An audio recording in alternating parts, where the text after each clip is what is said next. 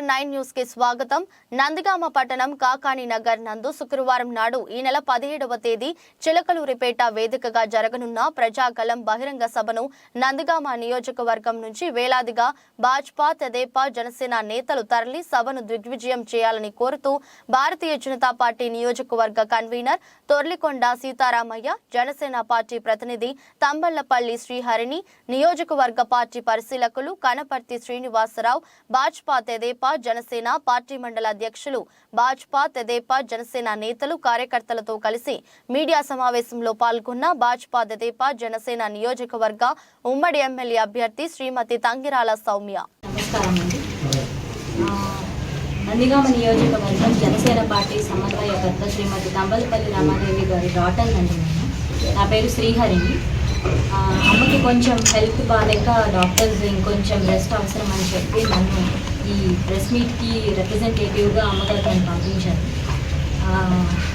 రేపు 17వ తేదీ Janasena party, BJP party, TDP party బహిరంగ సభ భారీగా నిర్వహిస్తున్నారు కాబట్టి అమ్మ పర్సనల్గా చెప్పమన్నారు. ఈ మూడు పార్టీ యొక్క కార్యకర్తలు, మా వీర మహిళలు, మా జన సైనికులు, పార్టీ యొక్క ముఖ్య నాయకులు అందరూ తరలి వచ్చి మూడు పార్టీల యొక్క బహిరంగ సభ విజయవంతం చేయాలని అమ్మ మాటగా చెప్పమన్నారు.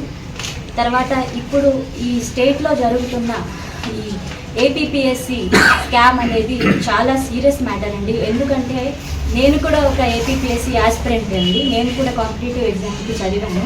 ఇందులో లూప్ హోల్స్ ఎంత హార్డ్గా ఉంటాయో నాకు తెలుసు. నేను కూడా సఫర్ అయ్యాను, స్ట్రగుల్ అయ్యాను. సో మేడం చెప్పినట్లుగా ఖచ్చితంగా ఈ మ్యాటర్ని చాలా సీరియస్గా తీసుకొని మన జగన్మోహన్ రెడ్డి గారు, సోకాల్డ్ సీఎం గారు ఖచ్చితంగా రాజీనామా చేయాలి. సో మేడం గారు అండ్ మన టీడీపీ అండ్ జనసేన ప్రెసిడెంట్స్ ఖచ్చితంగా ఈ సమస్యని ముందుకు తీసుకువెళ్తూ సవంగ్ గారు ఇంకా వీరందరూ కూడా ఖచ్చితంగా వాళ్ళు స్టెప్ డౌన్ అవ్వాలని నేను కోరుకుంటున్నాను. అండ్ మా మదర్ శ్రీమతి తంబలపల్లి రమాదేవి గారు, జనసేన పార్టీ సమన్వయకర్త, సౌమ్య మేడంకి ఖచ్చితంగా సపోర్ట్ ఇస్తారు. తొందరగా వారు కోలుకొని మేడం ఎలక్షన్లో ఖచ్చితంగా విన్ అవ్వాలి, మేడంకి మంచి పొజిషన్ రావాలని మా మదర్ సపోర్ట్ ఇస్తారని చెప్పి ఈ ప్రెస్ మీట్ సముద్రంగా తెలియచేయమని చెప్పారు. మా జన సైనికులు, వీర మహిళలు, జనసేన పార్టీ లీడర్స్ అందరూ మేడంకి సపోర్ట్ ఇస్తాము. జై జనసేన, జై బీజేపీ, జై టీడీపీ, జై హింద్. తెలుగుదేశం, జనసేన, బీజేపీ ఉమ్మడి అభ్యర్థిగా నిల్చోబెట్టినందుకు మా అధినేతలందరికీ, ముఖ్యంగా మోడీ గారికి, చంద్రబాబు నాయుడు గారికి, అదేవిధంగా పవన్ కళ్యాణ్ గారికి మనస్ఫూర్తిగా ధన్యవాదాలు తెలియజేసుకుంటున్నాను. ఈ ఉమ్మడి కళ యొక్క ప్రధాన లక్ష్యం ఏంటంటే రాష్ట్ర భవిష్యత్తు శ్రేయస్సు కోసమే ముగ్గురం కూడా, మూడు పార్టీలు కూడా కలిసి ముందుకు ప్రయాణం చేస్తున్నామండి. ఉమ్మడి కళ యొక్క ప్రధాన లక్ష్యం అదే. భవిష్యత్తులో ఈ వైసీపీ ప్రభుత్వం అనేది ఈ రాష్ట్రంలో లేకుండా చేయటం, అదేవిధంగా వైసీపీ వ్యతిరేక ఓటు చీల్చకుండా ఉండాలనే ఒక ప్రధాన లక్ష్యంతోనే ఈ ఉమ్మడి కలయిక జరిగింది.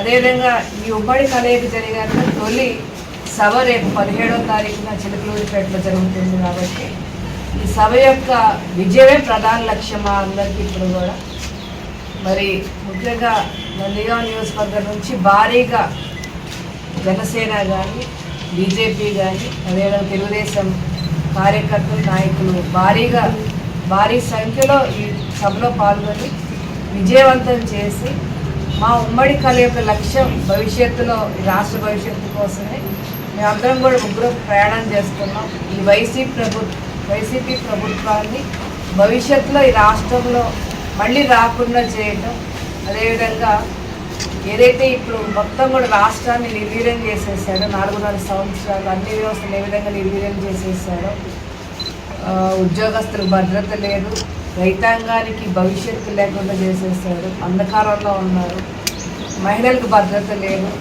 యువతకి ఉద్యోగ అవకాశాలు లేవు, అదేవిధంగా ప్రతి వ్యవస్థను ఏ విధంగా నిర్వీర్యం చేసేసారు. ఇవన్నీ కూడా ప్రజల్లో తెలిపేందుకే ఈ భారీ సభ పెట్టడం జరిగింది. తర్వాత ఇది పైనుంచి క్రింద లెవెల్ వరకు, అంటే ఇప్పుడు కలయిక ఇప్పుడు జరిగింది కాబట్టి గ్రౌండ్ లెవెల్ వరకు ఏ విధంగా ఇది తీసుకెళ్లాలనేది భవిష్యత్తులో మేము అందరం కూడా కలిసి కార్యాచరణ వేసుకుంటాము. ముఖ్యంగా కమిటీలు వేసుకుంటాము.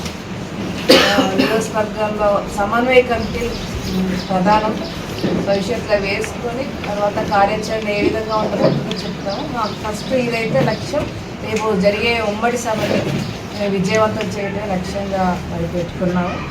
మరి దీనికి నందిగామ నుంచి దాదాపు 100 బస్సెస్ పెట్టడం జరిగిందండి. ప్రైవేట్ బస్సెస్ కానీ అది ఆర్టీసీ బస్సెస్ కానీ. అదేవిధంగా ఈ 100 బస్సుల్లో మేము ఇక్కడ 3 పార్టీలు కూడా కలిసి మేము వెళ్తున్నాము. అదేవిధంగా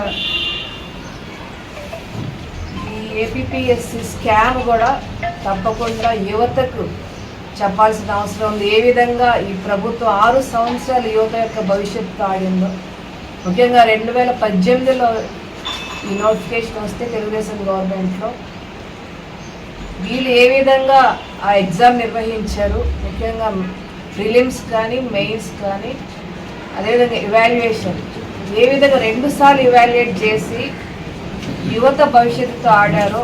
2 సార్లు ఎవాల్యుయేషన్ అనేది అది అసలు రూల్స్కే వ్యతిరేకం కాబట్టి 6 సంవత్సరాలు ఎవరైతే వెయిట్ చేశారో రిజల్ట్స్ చివరికి అర్హులైన అభ్యర్థులకు కాకుండా వీళ్ళు సొంత బోర్డు ఏర్పాటు చేసుకొని సొంత అభ్యర్థులను వేసుకొని పై నుంచి కింద వరకు కూడా ఏ విధంగా స్కామ్ చేశారో.